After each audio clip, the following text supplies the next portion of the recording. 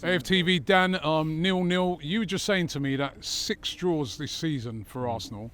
And last season, we only had 5 draws in the whole season. Yeah, 5 draws, 5 losses. But do you know what? When you go for a title, draws are like losses. That's why it feels like a loss today. If you get too many of them, you're going to get some draws, but too many of them are like loss. And today's one, at home against Everton.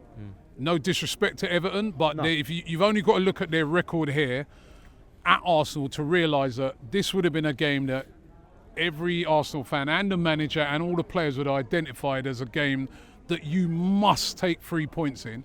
And particularly with Liverpool dropping points, not taking those 3 points is really, really bad.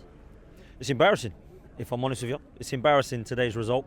I'm not as angry as some of the others because I've kind of had my anger. You know, I see Yardman, I see Lee, they're absolutely livid. I've been there.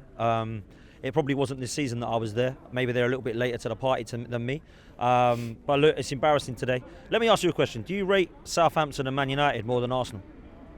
No. Right, so why did they beat Everton and we couldn't then?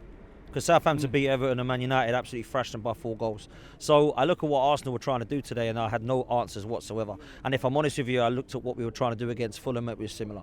What is it then? Why are we not able to break that? Because basically we've had 2 weeks in a row.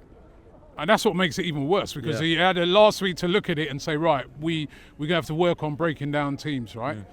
But we've had 2 weeks in a row where teams have put everybody behind the ball, basically, right, and not really showed a lot of ambition, and we've not won either of those games. We haven't, and I think when a team comes in a low block and says, come and have a go at us, we haven't really got any answers at the moment, and I have to look at the attack, Rob. I have to look at the attack. I look at Kai Havertz today, I can't believe he stayed on the pitch for that long. I thought he was absolutely abysmal in everything that he was trying to do, and I'm a fan of Kai. I actually like Kai coming on with 20-25 minutes as a different dimension type player. Like, remember when we used to have Giroud? This is why we need a striker, because this guy against Monaco comes on and changes the game, and all of a sudden we lift ourselves. I want to see that more from Kai, but we haven't got the striker to start. I look at Bukayo Saka, let's be real, he is phenomenal, and I don't want to take anything away from Bukayo Saka, but when you put 2 or 3 players on him, you're going to make it very, very difficult for him. So then you need to look at your other players. When them 2-3 players are on Saka, what's everyone else doing? I've not seen Odegaard play like that for a long time, have you? He was shocking I thought he was absolutely embarrassing misplaced today. passes, everything. I don't know if it's the new baby keeping him up or something, but he was terrible today. Maybe that's what it is, you know, because that's fair. I didn't think about that. Look, Martinelli was offside against Fulham, and a lot of people were screaming and shouting. Right, and trust me, I was screaming and shouting for the wrong reasons. I thought we'd scored. Right, he obviously comes offside. Today I saw Jesus offside, I saw Saka offside, I saw Trossard offside, I saw Timber offside. What is going on here? This is poor play from Arsenal. You cannot be offside that many times. So that's something wrong up there mentally, right? Then you look at the players that we brought on today. I thought they were bizarre subs, Rob. I've got to be real. I didn't understand what Jorginho was doing. I was coming on instead of Rice. I didn't get that one at all. I can understand, see out a game for 2 if you're 2-0 up. Come bring Jorginho on, keep it simple, keep the balance in midfield, get the passing going. I thought that was shambolic. And I've got to say this, and not a lot of people will like me saying this. When I said this transfer window was a 5 out of 10, I would like to change that now and turn it to a 3 out of 10, please. Because I'm seeing Fabio Vieira go out the door, Smith Rowe go out the door, Reece Nelson go out the door, Eddie Nketiah go out the door, and I'm thinking, who's coming in? It must be someone we're going to use big time. The player we bought in hasn't played. The player we bought in is a hologram, because I ain't seen this guy for weeks. What is actually happening with Raheem Sterling? Why is he not coming on? When we need a goal, surely you turn to that player. Now, if you don't rate that player, you need to look at your board and your ownership and say, you have not backed me properly then. Because it's one or the other. Either Arteta wanted Raheem Sterling, or they did not want Raheem Sterling. And I would say, with a lot of chest, he did not want Raheem Sterling, because he is not utilising him. He's not bringing him on. He's not starting him. He's not playing him in any part of any game. He's not bringing him on when we're seeing out a game. He's not bringing him on to win us a game. What was the point of this signing? And he's loving life, because he's getting paid not just by Arsenal, by Chelsea as well, by the way. This guy's living the dream. So when they say Raheem the dream, he's living the dream. Trust me, because he's being paid by 2 clubs, and we are not looking at anything. We don't do anything in January. Please, I need to keep calm, because if we do not do something in January, I am going to that ownership and I'm asking them, where is their ambition to get us across the line? Never mind trying to win the league, by the way. This is a top 4 squad with a top 4 manager, in my opinion, and I've said this for a long time. I don't think that this manager is good enough to get us across the line. I hear what Yardman and Lee Judges are saying. I totally get it. I've been saying it for a long time. All you get is, what are you going to get then? What? So if Mikel Arteta comes out now and says, fan base, I'm not good enough, I'm going to go, what, do we fold the club then? Do we fold the club because there's no one better? There's no one to get. We can't get anyone. So just say goodbye to everything here because Mikel Arteta's leaving. Let's all have a funeral and we forget about Arsenal and move on to support another club. No, we don't. We go and get somebody else, right? Who is that somebody else? It could be Zidane. The reason why people ask that question, you know what I mean, because you simplify that a lot, right? Because they're like, are you going to get someone, you know, that's available out there now that's going to be better? Look, because, you know what I mean, let's remember the guy has done a really good job to get us challenging for league. So when people ask that question, I think it's too simple to just answer it like you just said there. Okay.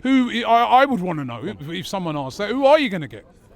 Okay. You can't say, you say Zidane. Zidane, numerous clubs have tried to get Zidane, and he's not wanting to come. So then who then? Who? Okay. I would like to know. Do you know why, right? People are so quick to say who is it? Who can come and do a better job then? Who can come and do a better job? Somebody might be able to do a better job, but who? Do you know what the answer is? I don't know who would do a better job. That's the serious answer, because I've not got a crystal ball, right? But I know there are managers out there that are or have a CV that is better than Mikel Arteta. Now, I would keep him till May, and I would make that review at May and say, right, what have you won? If the answer is we've won nothing, goodbye, because you clearly aren't good enough. This team is good enough to win a trophy. In my opinion, it's not good enough to win a league. I don't think it is. I think it's a top 4 squad. I don't think it's good enough. I look at the squad right now. I look at our front line. I don't think it gets in many people's team other than Saka. I don't think many people are lining up to take Havertz or Martinelli, Jesus or Trossard. I really don't. I look at Brighton's front line. I think it's better than ours. Brentford are scoring more goals than us. I look at what some of the clubs down the bottom have got in their front three, and I think Arsenal are quite on a similar level to that, right? So I look at that right now and I think, what can you win us in May? If you can win us a Champions League, if you can win us a League Cup, if you can challenge for the title, I don't think we're going to win it. You can challenge for this title and win us a trophy.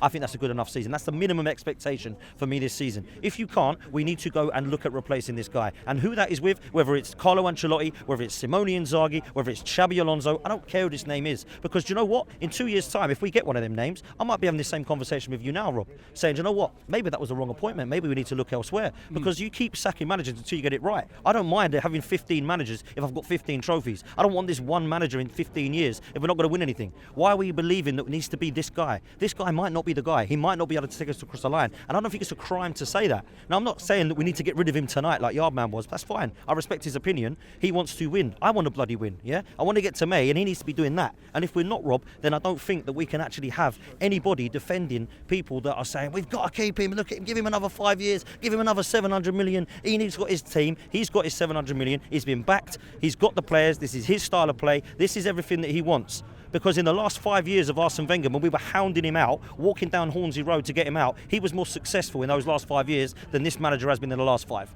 Yeah? So we cannot be hypocritical to walk down Hornsey Road saying, get this guy out because he's won us FA Cups, got us in title race and got us in finals, when this guy has knocked us out of all domestic cups and has put us into 2 title races and bottled it in both seasons. That's the way I see it, man.